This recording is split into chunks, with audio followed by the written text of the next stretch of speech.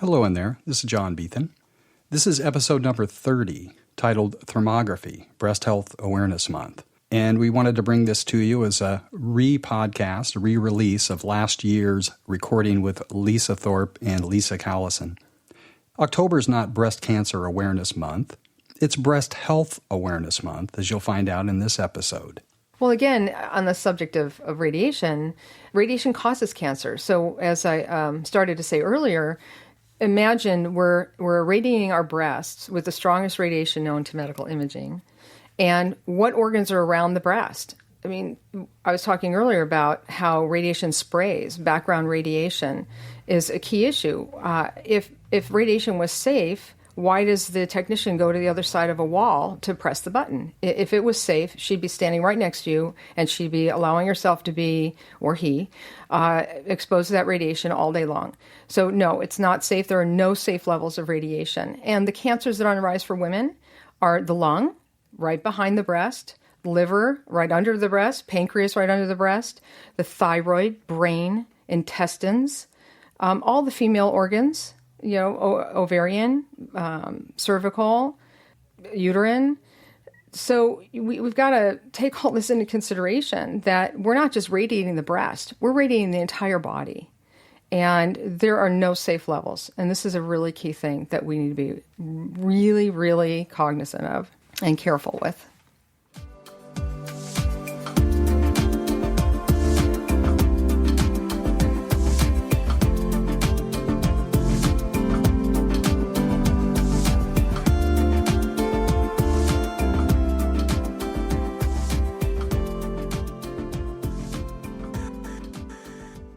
Today, I have Lisa Kalison with Discovery Screenings. Lisa, thank you so much for being here today. I'm going to let you start talking about what it is you do, but I just want to make mention that this is especially important right now because it is Breast Cancer Awareness Month, and I'm very, very happy that you're going to talk about your movement toward making it Breast Health Awareness Month. Lisa, welcome, and why don't you share a little bit about what you do and who you are? Well, thank you so much, Lisa, for it's an honor to be here and for thinking of me and bringing me in. I think as many times as our paths have crossed, you certainly know how much I wear my passion on my sleeve about this. Yes. So reaching more women with this message is certainly where my heart is most gratified and fulfilled. So let's see. It all started, I was born at a young age in Chicago. Living on the usual hot dogs, hamburgers, pizza, and Hostess by the box, and cupcakes, and all the things that we love to eat. And no thought given to these foods being, healthy or not. Well, and especially in Chicago, that's a normal diet, right? I'm from Cleveland, same thing, right? Yeah. And how many things could you put on a hot dog was, like the records, the record-breaking things. Okay, now we can put, kitchen sink on the hot dogs. But anyway, so I was athletic. I was 117 pounds. I competed in high school in volleyball, basketball, and softball. And when I moved to California when I was 20, I started hearing about health. I thought, well, of course we're all healthy. Who would think I wasn't? And but when I had a boyfriend at 21 who got into a car accident, and he went through a bone graft, and he was told by the surgeon that he might limp the rest of his life. Because he grew up in California with this health, quote-unquote, consciousness, he asked the surgeon, what can I do to assure my best healing that I might not limp the rest of my life? And the surgeon, thank goodness, he was a football surgeon, very progressive, and he said, well, I'm going to refer you to a chiropractor who's a nutritionist, and he's going to put you through an intestinal detox and juice cleanse and, clean out your intestinal system and your immune system and reset everything so you get the most benefit from your foods and reset your, cleanse so you free up your immune system so it's not dealing with toxins, but now it can do its job better. And this was all very new to me. I thought I was healthy. I was, had been athletic most of my life. At this point, I was about 126 pounds because I'd been out of high school for about 3-4 years. And I thought I was healthy. And when he mentioned that, it was like, well, that sounds like a good idea. Let's do that together. We're living together. It'll make it easier. And I have to tell you, at this point, I was working in a very busy law office. And I was barely getting breaks as I was training people for other office locations. And I would start every morning with my meal replacements, a bag of M&Ms, a bag of Twizzlers, and Three Musketeers bar. Sugar and more sugar. That tells you how much of a junk food junkie I was at that point. So this was very foreign. Like, are you from another planet? What is this? You must have had strong teeth. Oh, I'm telling you. I had no idea what I was in for. It was a 4-week program. And the first week was nothing but juices and doing psyllium and bentonite clay and all these things that cleanse the intestines, kind of like Roto-Rooter. I'm impressed that you did it with him. You did this program with him. Oh, yeah. I'm impressed now. When I look back at it, it's like I lost 9 pounds of intestinal plaque in the first week. Wow. I mean, I was 126 pounds. I had no fat to lose. Right. So I have to say that was a shocker because I had bounce off the wall energy before this. But what I realized was it was adrenal energy. It was youthful driven energy. But this was the first time, Lisa, that I was getting my energy from my food ever in my life, because it got all this toxic buildup out of my intestines.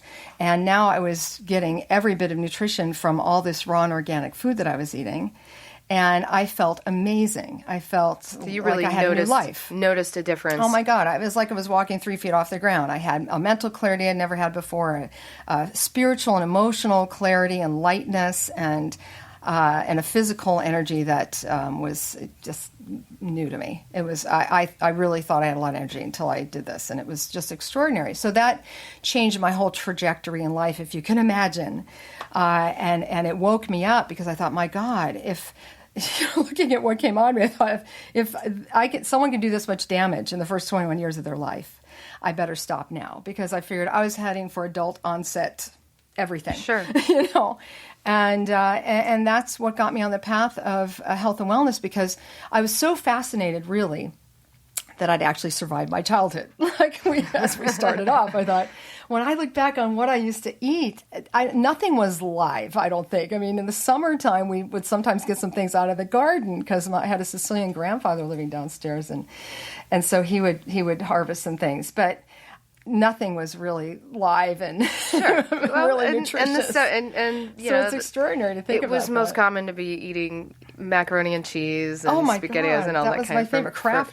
Sure. Probably shouldn't mention names. But yeah, I mean, you name it. If it was boxed, canned, frozen, cupcakes, and I made all the cakes every week. And so the thing is that I became fascinated with the human immune system. I thought, wow, this is the thing that's kept me alive, literally, to this point, and I wanted to know more about it. So I became voracious, and so I replaced Twinkies and cupcakes with books. I was like eating books from cover to cover about what causes disease, what heals disease, all about the immune system, where we can get our highest nutrients, highest quality nutrients. And how did all of this lead to discovery screenings? Well, that's the thing. I was on this new path and became like this researchaholic. So I literally became formally a health researcher. And from that, I filled my brain with so much stuff, I had to become a health educator because it's like my brain was exploding with all this information. So I had to share it.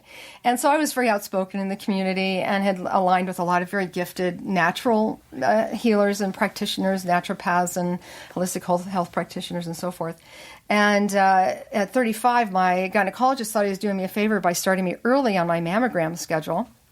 And back then I had little 34Bs, and it was quite excruciating. No one could have prepared me. They said it might be uncomfortable. And I said, oh my God, this is the most insane thing anyone could do, the precious, delicate breast tissue. I had been on my health path now for 14 years. I was doing intestinal detoxing every year as a measure of prevention.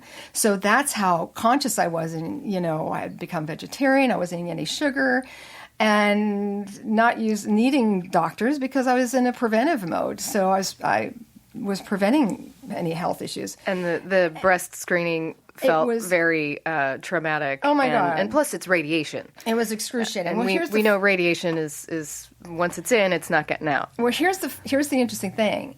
Being the health researcher that I was, this was the first time I had engaged in anything that I really didn't do my homework first. Because we're also somewhat indoctrinated. An assumption that it's safe and that it's effective and it's so promoted as, this is going to help save women from getting breast cancer. This is the way, and it's still promoted that way. That's right. This is the way we screen our breasts. Right. It's just the automatic default. Yeah. And so when I did it, it was like, wait a minute, something's not right with this. When you look at the anatomy of the breast, there are so many things that could be ruptured just by the compression. Now, when a doctor is taught to do a breast palpation exam, they're taught with their fingers to be very gentle, yet they use 50 pounds of pressure in a mammogram. And when you look at the anatomy, which is already very texturized, our breasts are naturally lumpy. So it's really hard for a woman who's untrained to really know to distinguish something until it's really advanced. So that's, not the best way to screen. And the mammogram with the compression, it can rupture milk ducts, milk glands, lymph nodes, lymph vessels, and all that fluid and tissue that shouldn't be in the surrounding tissue, connective tissue that's ruptured into the area, shouldn't be there. So that in and of itself can damage cells and the DNA in the cells and set the breast tissue up for but breast does. cancer. I mean, 50 pounds of pressure on a breast is going to rupture or at least bruise the tissue. At least. And create some sort of scar tissue. I've seen many hematomas and, and women damaged by mammograms. And I like that you made the point that a self-exam really isn't the most effective way because the tissue is lumpy. Well, and it's still a great preventative and all women should do it, but the point is there's more effective ways. Here's the key thing, and this is the thing that most of us don't know, and it's the ignorance is really the saddest element here, is that we're not taught these things. We're not taught that cancer cells are microscopic. So how can something that only sees solid structure or mass see microscopic cells? Right. That would be the only early detection. And truthfully, so by the time those microscopic cancer cells have become large enough to be seen by a mammogram, they're 8 to 10 years into their growth and a minimum of 1 to 4 billion cells. So that's not early detection. That's late discovery at best, because that's been in your body all that time. And it's had at least a 25 to 35% chance of spreading, metastasizing. So then even more so once you do the mammogram and squish it. Well, if there's existing cancer and it's nice and neatly encapsulated in a tumor, that tumor can actually be ruptured, and that creates a wildfire, as do biopsies. And we can talk a little bit about that too, but this is in correlation with this. About 10 million cancer cells fits on the head of a pin, and it takes about 5 to 6 years for that to accumulate. So if 10 million fits on the head of a pin, how many would fit through the puncture hole of a biopsy needle? Because a biopsy needle is quite thick. It's got a hollow core because it's got to collect large high gauge needle. Yeah, and it's got to collect tissue, if not liquid. So if it's solid tissue that they're biopsying, it's got to be thick enough to collect that. So those cancer cells are then pouring out of that what was isolated tumor. Yes, that was literally protecting our bodies from the cells inside there. You know that most breast cancer doesn't ever express itself as full-blown, life-threatening breast cancer. DCIS, LCIS, a lot of these stage 1, stage 0 cancers will never threaten a woman's life. Calcifications are almost as benign as an oyster creating a pearl. Sure. Where it's encapsulated that foreign invader, be it a grain of sand or whatever. But that's what our body has done with that calcification. It's taken our own calcium and encapsulated whatever it's perceived as a foreign invader. Which it's found something that's that it doesn't want, and it's trying to protect the body from it. And usually they're fine if they're left alone and dormant. But you start poking into things, and that's where the wildfire is created. I'll give you a statistic that actually relates to men, but it relates to all cancers. 1 in 78 men will die of prostate cancer if you don't touch it, leave it alone, don't cut into it, don't do anything. 48 and 78% and 78 men will die of prostate cancer once it's been biopsied. Lumpectomy, if you will, they remove portions of the cancer or cut it out. So, and that's relative across the board. So anytime you cut into cancer, you risk spreading it. How can you not? I mean, again, they're microscopic cells. Right. So if you look at the standard of care and the fact that it takes 8 to 10 years for a mammogram to see something, how long is it going to take for someone to feel it? I mean, that's like the size of a half a pea to a pea. And then if you think about if a woman has already started developing breast cancer, let's say in year 1, and they're doing their first mammogram, by year 8 or 10, they've been crushed and radiated every year and been told that they're all clear. Right. Because they can't see it before the 8th to 10th year. Right. And so these women it's misrepresented. They're being given this false sense of security and not being given truly an early warning so they can do something preventive and proactive so it doesn't get to a late stage cancer. So let's talk about the thermal imagery and the screenings that you do. I'm very fortunate. I'm aware of all of the alternative things available. So I have done thermal imagery to check for levels of inflammation. I've never had a mammogram. I knew right away that I don't want any additional radiation in my body. I don't have any need to have my breasts smushed. So I've never done it, and because I'm fortunate enough to know that there's alternatives that are actually more effective. And I tell female friends of mine all the time, do not get a mammogram. Please go get a thermal image. This is a way more effective and more comprehensive choice. Mm-hmm. And some people think I'm crazy because they think, oh my God, not get how that's like sacrilege. Like I'm saying something that I might go to jail for when I'm saying don't get a mammogram. But I really mean it. I think mammograms are archaic and dark ages, and they need to be torture chamber. Torture chamber. Material. Well, and it's radiation. Hello. We know radiation causes cancer. Yes. We know that it's absolutely not safe for the body. Yes. And while I agree for x-rays and there is still purpose for it, the least possible is better. Yes. So please explain more about the thermal imagery, because I know that it exists, and I love that it exists, but I don't know as much. You're the expert. Okay. So first, if you don't mind my correcting, it's thermal imaging. Because imaging. I just don't want them to Google thermal imagery, because that could actually lead more to graphic artistry and things of that nature. So thermal imaging. Thank you. And medical thermal imaging, and more specifically, is a physiological reading. So it's more related to functional medicine, meaning that we're reading the function of the body, and we're getting what we call an indication of the thermal activity, which is how the immune system speaks to us. So I very lovingly call it the silent language of the immune system. So we are thermal beings. We have a furnace inside of us. It's always generating at 98.6 degrees.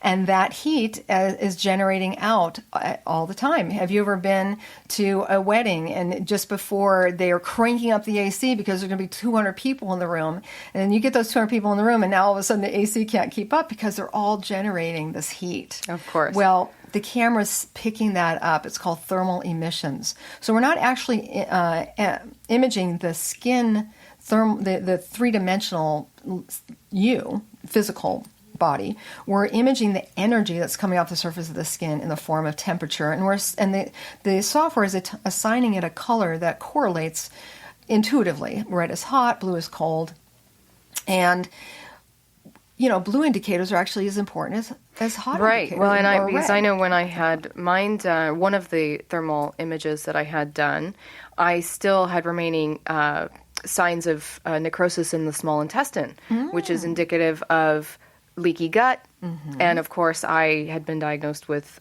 celiacs, and this is something that is important for a lot of people to know, that leaky gut is so prevalent, and they now believe is a precursor to a lot of the chronic inflammatory diseases, lupus, MS, Crohn's, many others. So, so not just for breast health, but for the entire body. The thermal imaging is a wonderful way to determine levels of health and things that can be checked out sooner. Yes. So specifically with breast health, what are you looking for and what's normal and how soon can it help with detection of something like cancer? Okay. And thank you for bringing up the other aspects of thermography that we can see, because one of the things I've learned since I've gotten in the business of thermography, and just to preface that, I was using thermography for 10 years as a patient before I actually decided to do it as a business, and really more as a service, because it's more than a job or a business to me. It's my service work, because I became so passionate about it after using it for 10 years. And literally, when I found out what thermography could see, I was like, I want a full body. I don't want just the breast. And that's how I discovered thermography, is because at 40, my new gynecologist wanted to get me on my mammogram schedule. I said, well, you haven't had one in 5 years. Let's get you going. And I said, no, I swore I'm never doing that again. There's got to be another way. And that's how I found my way to thermography. And when I found all the different indicators that it could see, I was like, well, more information is always better than less if you want to be preventive. I want to see everything thermography can see. So I've been doing full bodies every year for 10 years before I decided to do this as a business as part of my annual preventive physical. So I discovered a lump, and that's when I was like, oh, goodness, what do I do with this? Because here I've been on this health path, intestinal detoxing every year at that point for, I was 49, so since I was 21, long time, 28 years. And it was an interesting scare for me, because my husband and I are the people who are carrying coolers everywhere we go, so we make sure we're eating fresh and organic food. And so I went to my gynecologist, the person with the trained set of fingers, and she had the look of terror on her face and said, oh, I have to refer you to a breast surgeon. I'm like, a breast surgeon? You think it's that serious? It can't be. And she said, well, I'm obligated to refer you to a specialist. So I said, no, I think we're skipping a step here. I want to see what my thermography has to say.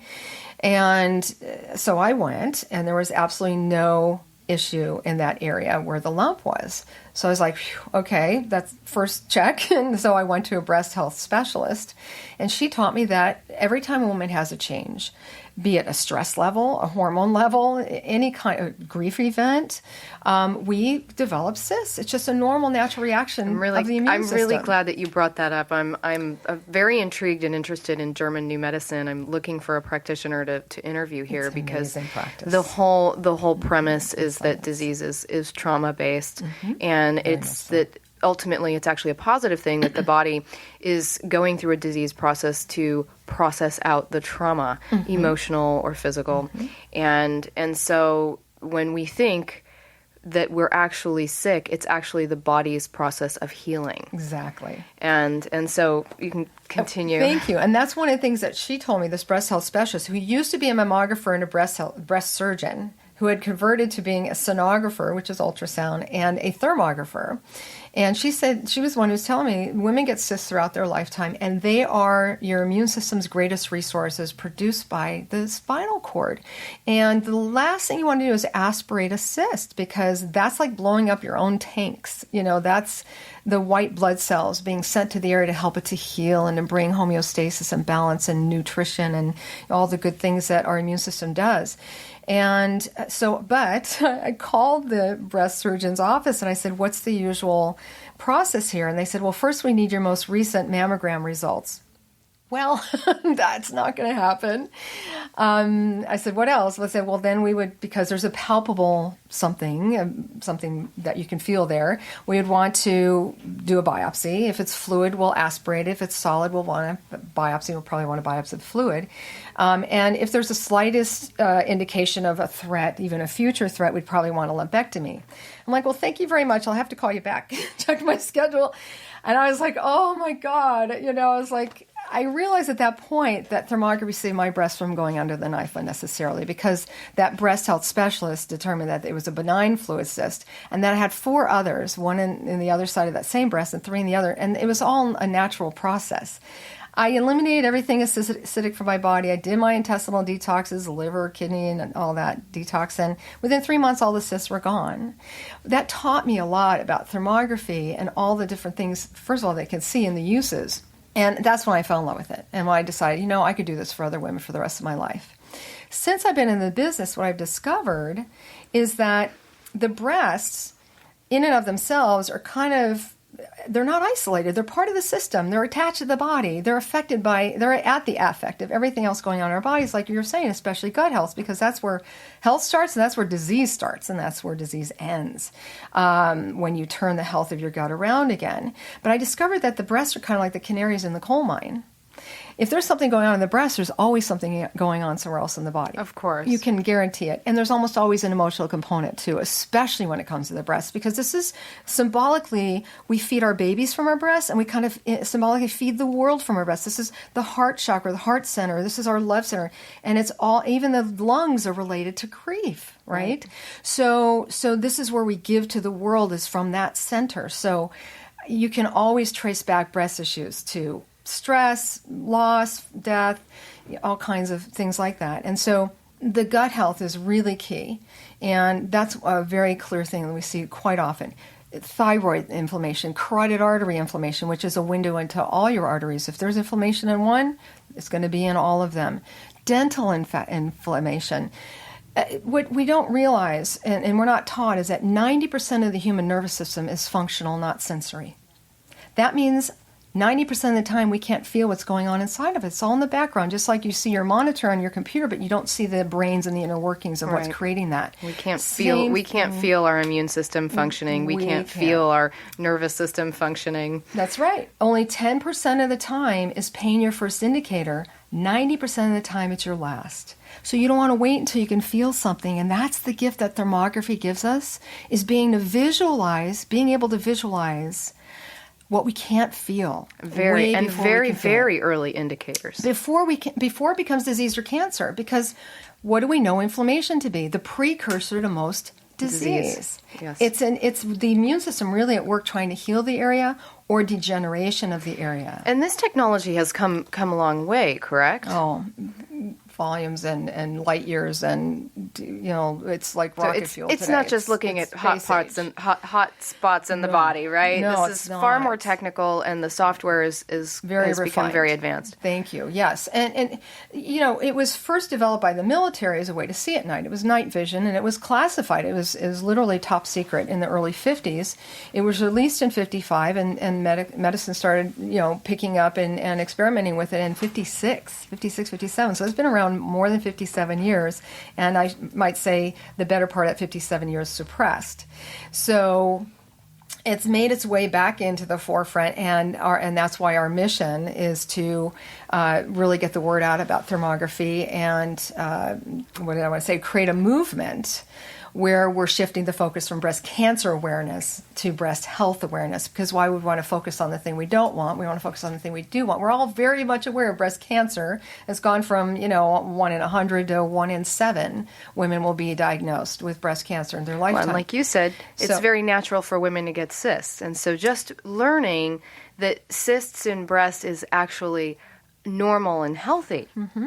And that there's ways to help process them. And a lot of times these cysts, or even the cancer, when it does happen, is happening as a result of a very intelligent process that the body, the body really does know how to heal itself. And that cyst or that cancer is oftentimes happening, and I'm going out on a limb here because I believe this, because it's helping us to resolve something. Mm-hmm. It's actually part of the healing process. Absolutely. And I'm curious, now when you found out that you had these cysts or these lumps, did you look back and say, oh gosh, this is what I'm processing? Or do you think you remember the trauma or traumas that you were processing? Well, interestingly enough, it was perimenopausal. I was perimenopausal. Okay. So it was part of my hormone change.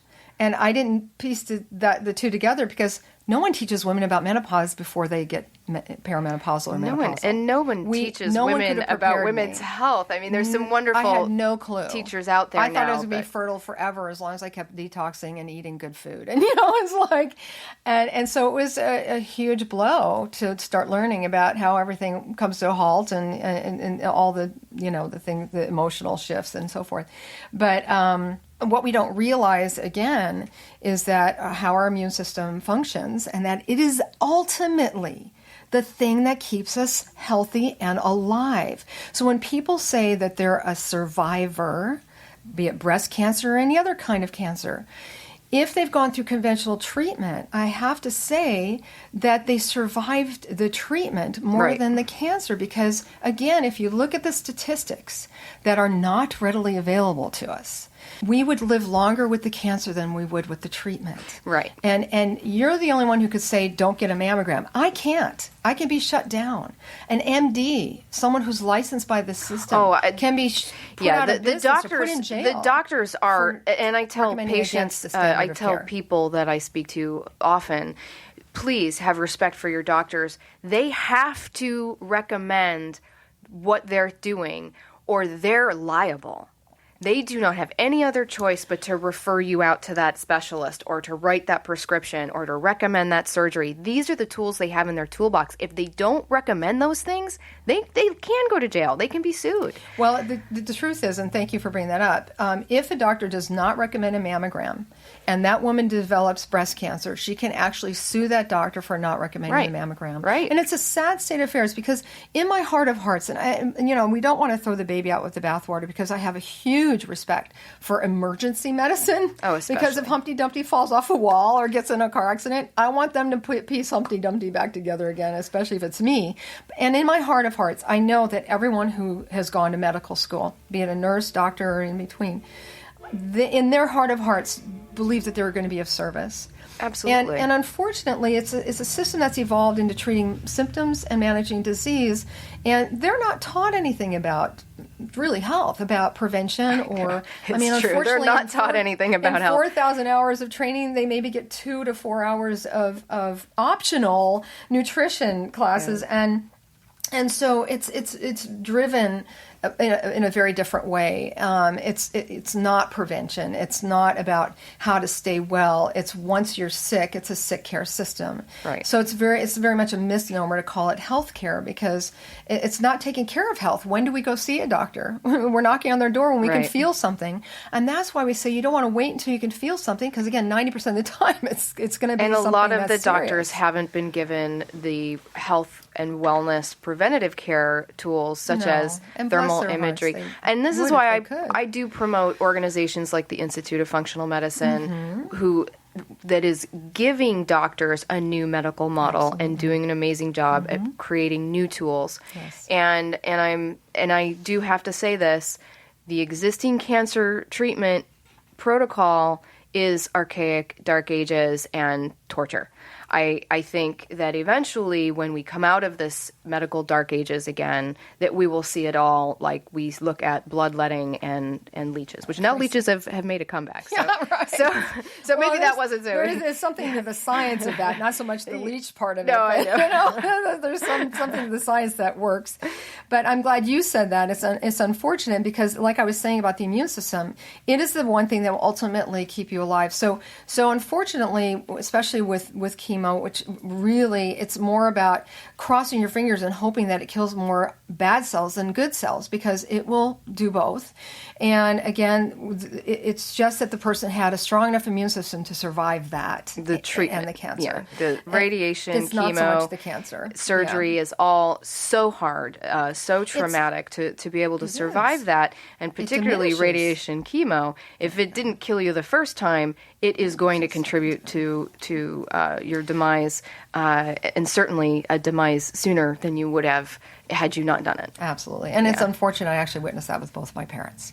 Oh. And I bludgeoned them for 36 years while I was on this path before they passed. And not everyone's cooperative, and especially family members. Health is a very personal. Ultimately, it is a personal path, and we have to respect people's choices. I have to, in saying what I just said about the cancer treatment system, I still respect people choosing it. Mm-hmm. Absolutely. Because how scary to walk into a doctor's office and be told you have cancer, and for them to look at the global market and say, well, the United States, we have a high success rate compared to some. Wow. And so we can look at those statistics as well. But I really love that you made the point that the cancer or death by cancer rates go up astronomically comparatively when you look at the people that go in and get cut or drugged as opposed to the people that don't. Yes. And that's the other issue with cutting into anything. I really believe and have learned from all my research that we have a skin for a reason. It's to protect a very pristine, sterile environment that our immune system desperately needs to not have invaded, that it's always trying to achieve and maintain healthy homeostasis. And anytime we cut through the skin, we're exposing. I mean, how many people die in the hospitals of something they didn't even go into the hospital for? Death by medicine. I don't even want to go into the numbers of that. So a very real issue. And it's sad, and it's like, oh gosh, I wish we could just all get together and get on the same page, because I know these people are dedicated. I know they really care, and they want to do something to be of service and make a difference. And it's just really sad what it's evolved to. And again, the immune system is so precious. It's the greatest gift that has been put on planet Earth, and it's in our bodies. Right. And we have very little respect for it. No one teaches us how to take care of it. And the biggest thing is to keep toxins out. We are subjected out, to nutrition, and toxins out, proper rest, because the body out, heals itself. Absolutely. This is what it does. It continues to thrive and survive as long as we support it correctly. Well, and the thing that we have to take into consideration, Lisa, is that there's thousands more chemicals today than existed 100 years, maybe even 50 years ago, that our grandparents and our parents weren't subjected to. Grandparents that smoked until they were in their 90s, but they're smoking unfiltered organic tobacco that wasn't laced with 1,000 and chemicals. The food was higher nutrient content. Oh my gosh, and it was naturally organic. There was no There weren't electromagnetic the pollution. Right. And they tended to actually walk on the earth, wear they didn't have leather fluoride in the soles. water. They walked in the earth. They worked in the garden. They had their hands in the soil. They didn't have to be in bare feet. They had their hands in the soil. So they were being grounded in earth the whole time. Yeah. And no one takes these things into consideration. We had my husband's former wife smoked and drank. Oh, my family in Kentucky, smoked until they were 90, 95 and drank. Yeah, but what were they smoking? What were they drinking? She died of pancreatic cancer at 56. Wow. It's just sad. We're not making the connection. We got to connect the dots here and make the correlation to where we've evolved to. We're living in a toxic soup. And we've got to protect our immune system more so now than ever before. So prevention is the key, and supporting the immune system, taking the toxic burden off, and putting nutrients, healthy, good organic nutrients, pure nutrients in. They say 92 to 95% of supplements have toxic, fillers and excipients and flowing agents and everything. And so we have to be very scrutinizing about everything. And getting back to what thermography can see, the coolest thing is that it highlights where the immune system is calling for help now. And so you can get on it immediately and know how to prioritize where to focus your attention. Because that's where your immune system's going, help, I need help here and here and here. And away we go. And we share 36 years of resources I've been gathering. My brain's about to explode. And that's just you. You obviously work with a network of practitioners. Absolutely. So first of all, obviously, everyone and anyone can benefit from getting a thermal image done. Absolutely, everyone. And especially even men. They have bodies too. Right. Right. So we're not just talking about breast health and wellness through thermal imagery. No. We're imaging. We're talking about overall health and wellness and preventative care. This is such a valuable tool to prevent illness and to keep yourself healthy long before disease happens. And so who's the typical patient that you see or client? Well, they're going to be someone who's looking for alternative. They're looking for a more natural approach to define where their body's in trouble and their immune system's calling for help, and get on a path of natural health and wellness and healing if they have something that they need to heal. So the key thing is, if they have symptoms, sometimes it's like, I don't want to say too late, but it's like, get in quick, because you want to catch things as early as you possibly can. It's going to lower your medical bills. It's going to lower your trauma from any medical procedures, be it natural or conventional, which is usually synthetic and unnatural. But the thing that most people don't realize is that when you talk about the digestive system, the beginning of that is your dental. 90 to 95% of breast cancer patients had tooth infections they either didn't know they had or were neglecting. 90 to 95%. That tells you how much your dental health affects your overall health. So dental, intestinal, I'll give you the keys. Dental, intestinal, endocrine, because your hormone system works in concert, in harmony with your immune system. And then structural integrity, because chiropractic is huge in terms of your nervous system is connected to your spine.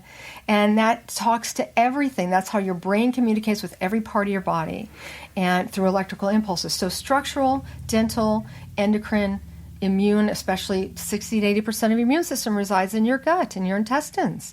And we absorb 80% of our water through our intestines. So if that's plagued with meat, dairy, eggs, processed food, white flours, the casein in milk is the thing that we have the hardest time breaking down. That's what makes it white. We'll take the fat. No one can digest it. We're not baby cows. We're not baby cows. The we can't digest. Only especially baby cow not homogenized. Has the digestive system for that. They actually gave baby cows an experiment of pasteurized, homogenized milk, and most of them didn't survive it. Of course. So, yeah. But that's a whole nother conversation. But thank you. It's usually a patient who's looking, they want to see those indicators so they can get ahead of the curves. They can get ahead of anything that could be breaking down their system and getting into a disease process. And so somebody comes to you, they're getting a dental, endocrine, digestive, they're getting all of this information in a report that comes back to them. You do the actual imaging. The images go to an actual doctor, correct? Absolutely. And we have the highest standards. Again, I came to this as a patient. So I wasn't approached by a camera salesperson. I wasn't working in a clinic where they said, hey, how would you like to be our thermographer? I didn't apply for a job. So I came to this as a patient, and having been an entrepreneur before, I thought, what would I want behind the service and behind the technician? And so I called every thermographer in the United States that I could find that had any tenure in their business, and I said, what would you do differently? What camera would you have? What reading service? Where would you get your training? What association would you affiliate with? And I chose the best the industry had to offer. My camera is literally space age. It's the closest thermography's ever come to a real photograph. And we're imaging the energy again that's coming off the surface of your skin. It can tell the temperature difference between hairs. That's how fine it is. The older technology, your hair is like cartoon hair. You can't even see the strands. But that tells you how soon we can distinguish a difference in patterns and temperature. That's the most sensitive that a camera's ever been. My reading physician is an MD. And they have very extensive. There's a faction of chiropractors who do it as well. Tremendous respect for them. I'm glad they're doing thermography. They get training in thermography in their training, so they're big believers of it. So I really have a tremendous amount of support and affection for chiropractors. Again, because the structure is so key. But then my thermologist is an MD, and he was trained naturopathically because he was actually trained as a flight surgeon 35 years ago. Fell out of love with patching and radiating and everything unnatural. He wanted to be a true healer and spent 20 years in pathology labs. The better part of that spent in saliva testing labs to really find out how the immune system works, what actually causes disease and what actually heals it, and has written a book on hormone replacement therapy and owns a saliva testing lab. So the man is brilliant, and he teaches other doctors how to read images. And this is the doctor that's reviewing all of your thermal images. So that's my commitment, is that everyone gets the best the industry has to offer. I can sleep at night. I feel better about what I'm providing, and they can feel good about it. They're getting the best value. And then we handhold them. So you can see by just my doing this podcast that we take a very educational approach.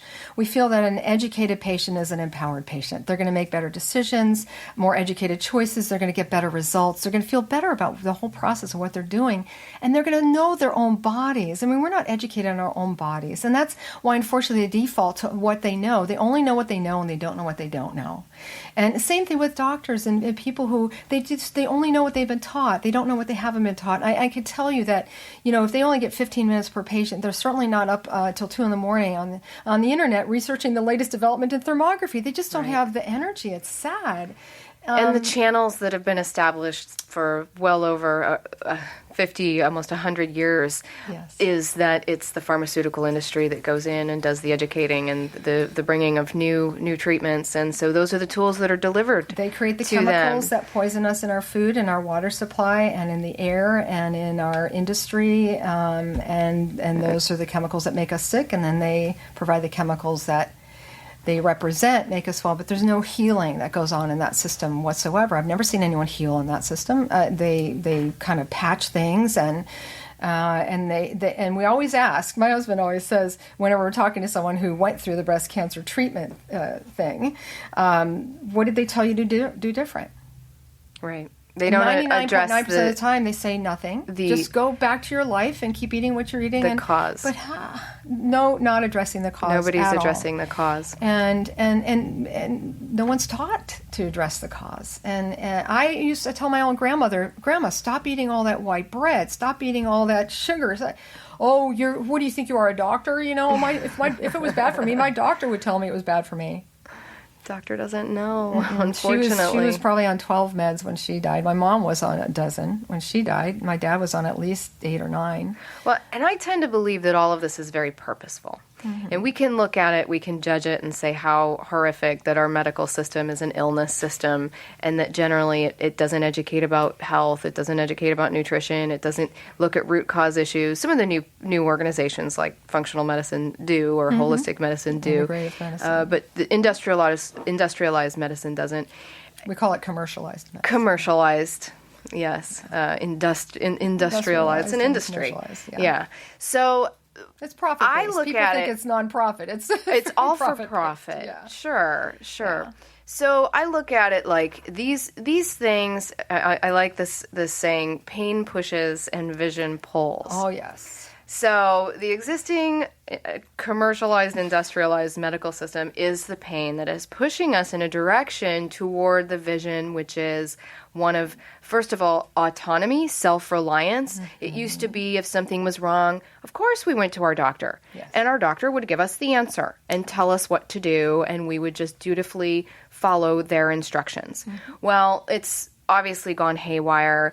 Maybe 100 years ago, most people went to the doctor for infection or a broken bone, and that worked. Mm-hmm. But today, by and large, people are going to the doctor for chronic inflammatory diseases. Yes. And there isn't a medication or a surgery that can help a chronic inflammatory disease. This is chronic, steroids and anti-inflammatory drugs, and come on, but it doesn't get to the cause of that. Right, it doesn't address the cause. Thank you. You're right. That's they would address some of the symptoms. Yes. So I think it's actually a beautiful thing that's positive. Mm-hmm. Not that going through it is positive, but it's positive that it's driving people in a direction of taking responsibility for their own health and wellness, exactly like you did when you had lumps and said, no, I'm not going to go this route. I'm going to take responsibility and figure it out myself. And I think that's ultimately what part of the brilliance of what happens in life and in the world, that there's this paradigm shift taking place. And while the medical system has its problems, it's going to change. And the big change is it's not going to be the face of our doctor, it's going to be the face in the mirror. Yes, becoming your own physician. That's right. And that's how we were designed. And nature was provided for us. I mean, everything that we need is in nature, not just the nutrients, but even the herbs and the medicinal, even cacao, which is what we commonly know as chocolate today. Unfortunately, it's over-processed and cooked and not organic, and so that's when it does damage.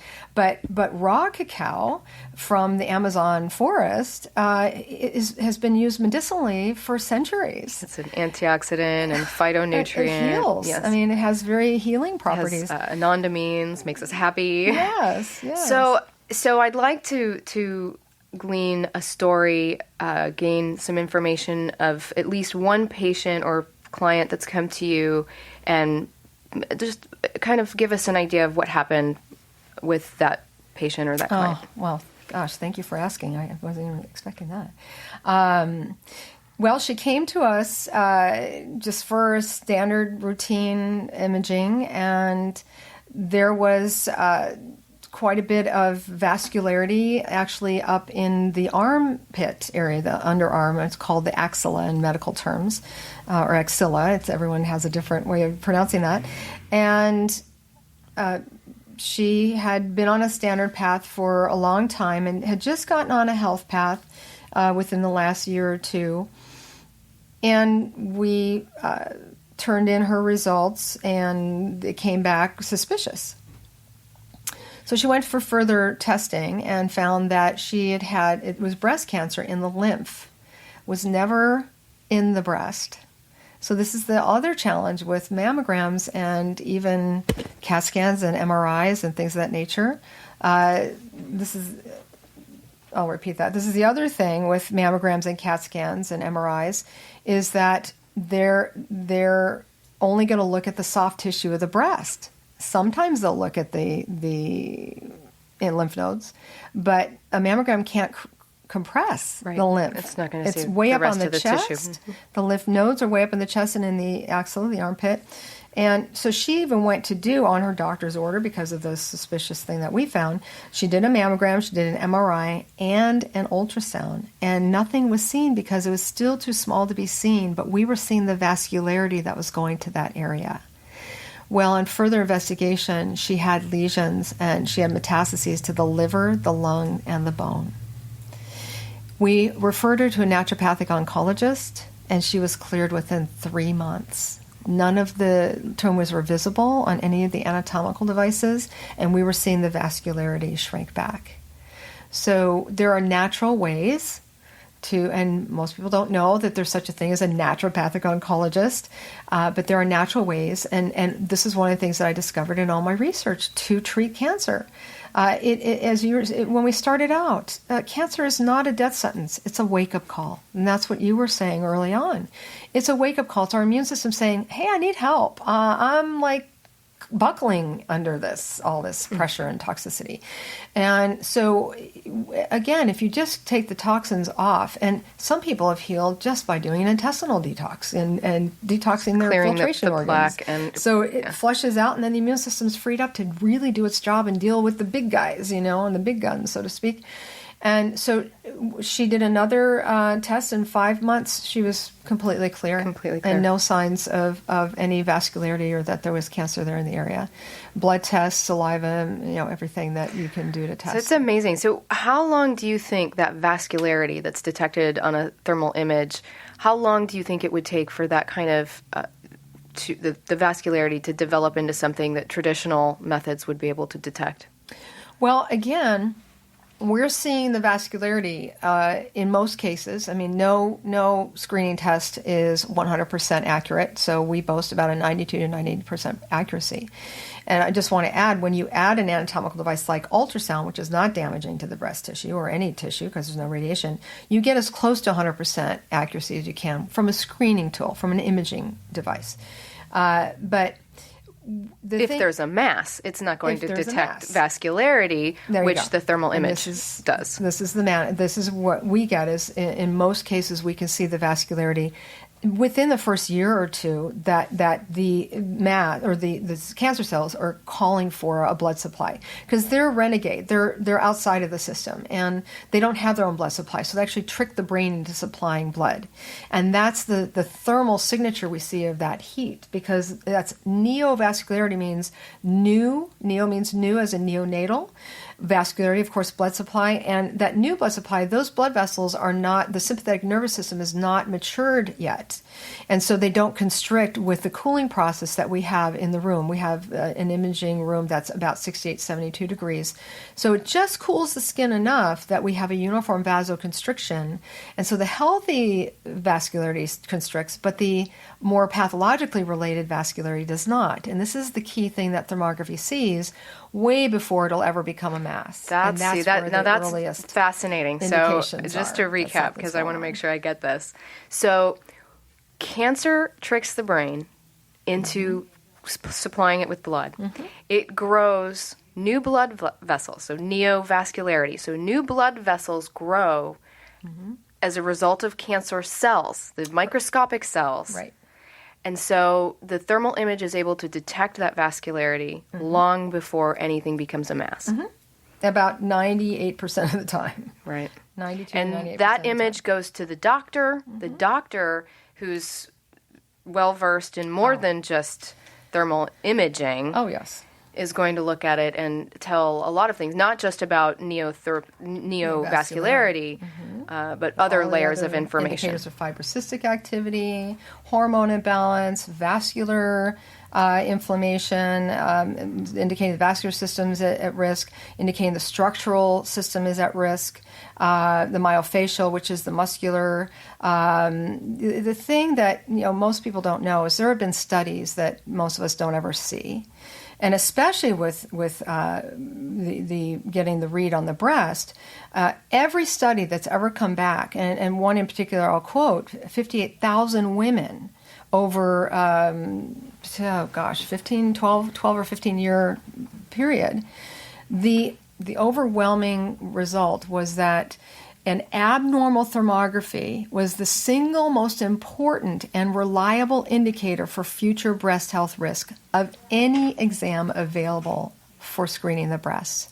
And that's relative to the rest of the body. So anything else that thermography that can see an indicator of, it's going to be the earliest we can see something, because again, we're seeing the functional read. What the body, your immune system, how your immune system is speaking to you again. So we could literally prevent most breast cancer. Oh, with thermal imaging. Yeah, and with healthy practices. And once again, it's not just for breast health. So I mean, you're referring people to natural oncologists. You call it a naturopathic oncologist, naturopathic oncologist, and alternative oncologists, and integrative oncologists, and there's so many different new ways to treat cancer that are available to us. My husband is a surfer. He got some skin cancer. We're using, some salve to eliminate it, and some ozone, which is concentrated oxygen. And it's the most brilliant thing I've ever seen. And it's nature's brilliance, nature's genius. It only kills cancer in abnormal cells, these things. And it's not touching the healthy tissue. It's like, this is almost crazy. It's like, wait, this is amazing to be witnessing this, so... It is amazing. And hopefully someday thermal imaging is available and should be standard practice for everyone all the time, because we would be preventing disease and at the same time educating people about health, because it's such a wonderful educational tool when you learn things like, vascularity, neovascularity is basically proof that it's in the beginning stages. That's right. Of going awry, and we can rectify it very easily with nutrition and detoxification.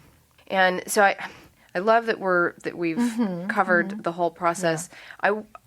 Other than getting a thermal image, what would be your number one wellness tip for people? Cleansing and detoxing. Especially if you've ever consumed any of the SAD diet, we call it the standard American diet. Processed, fast food, cooked food, even cooked food can be acidic. Even if it's organic. So you want to limit even your amount of cooked food. As much raw and organic plant-based. There was a China study. They were trying to prove that the people who ate meat in China didn't get cancer. The people who didn't did. And it proved opposite. The people who ate meat were the wealthy. They were the ones who could afford meat, dairy, and eggs. And people in the field eating the rice and the vegetables were not getting cancer. Now, they did an experiment. And they discovered if you introduce 20% of animal product, you still weren't going to get cancer. So it's all about balance. It's all about, that whole thing, moderation, even moderation and moderation. But the key thing is prevention is about keeping the immune system freed up to do its job. And so if you we change the filters in our cars more in our vacuum cleaners and our air conditioning units more than we do in our bodies. And so if you just keep that clean and you eat clean food, not what we think is healthy, we really need to educate ourselves on what that really is, that's going to prevent disease. And then when you do the natural health screening that doesn't cause damage, that doesn't do more harm than good, which is the unfortunate thing of all the studies that have been done on our adversary, unfortunately, the mammogram, they are proving that about 75% of breast cancers have been caused by radiation, and primarily the radiation in mammograms is the strongest radiation known to medical imaging.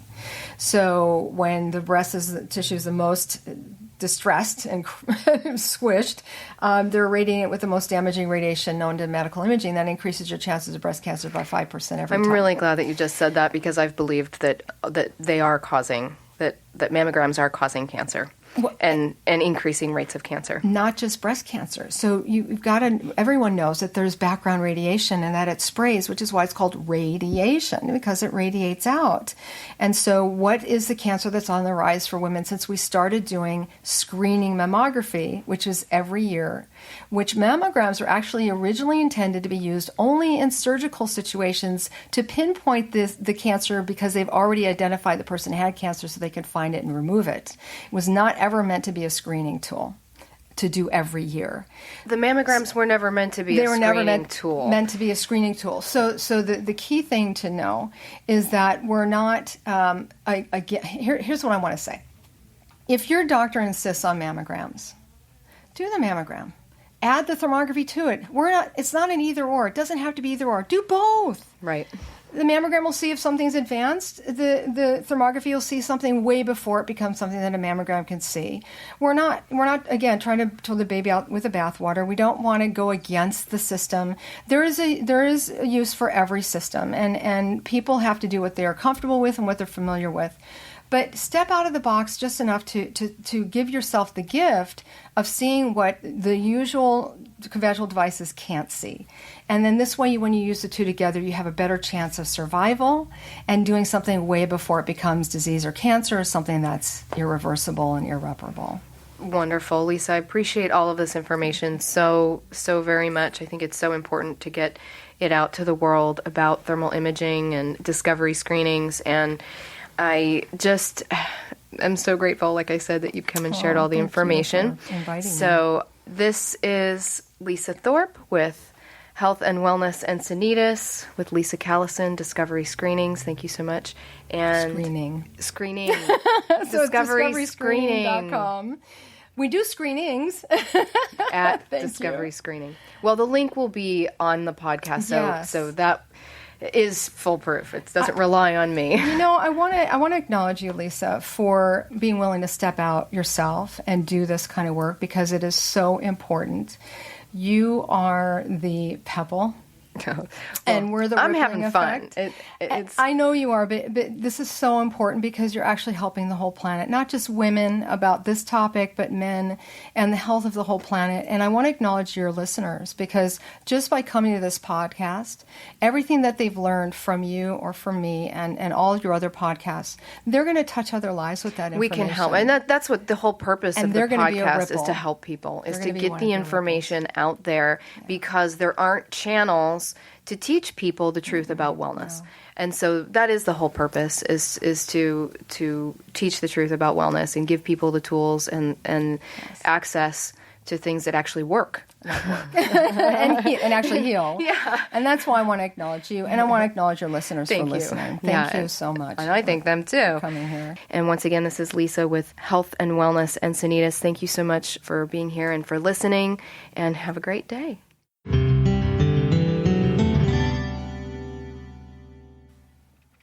Well, and again, it increases risk by 5%. That's 1,000 times stronger than a chest x-ray. That's how strong the radiation is from a mammogram. And they don't tell you that. It's actually low-dose radiation. And the kind that they use for dental x-rays is high-dose radiation. So if you were to vote which one you would choose low-dose, not knowing that the low dose is actually stronger. And it's a misnomer. It should be called slow dose. And the kind of radiation they use for dental x-rays and chest x-rays should be called fast dose, because the distinction is that the radiation cuts through the DNA in the cells very quickly and very cleanly on high dose or fast dose radiation. And on slow dose, they slow it way down, so it dumps into the tissue so it stays there longer, because the tissue of the breast is so dense. And that's why they have to compress it, because the function of the device is actually inadequate for screening the breast, because it's so intricate and dense. And so they compress it and then they radiate it with, again, like I said, the strongest radiation known in medical imaging. And it goes really slow and literally moves through the DNA in the cells in a way that annihilates the DNA, so it can't find its way back to itself and repair itself. Whereas in high-dose radiation, like I said, it cuts through it very cleanly, so it literally maybe in 2 pieces, so it can still repair itself. But in regards to the slow dose or low dose radiation that they use in mammograms, that's why it is increasing your risk by at least 5%, and that's figured around 40 to 50 years old. And anything younger than that, it goes up exponentially because the breast tissue is so sensitive to radiation, especially the younger that we are, because the more fertile, the closer we are to our fertile years, the hormone receptor sites are much more sensitive and reactive, susceptible to being damaged by radiation.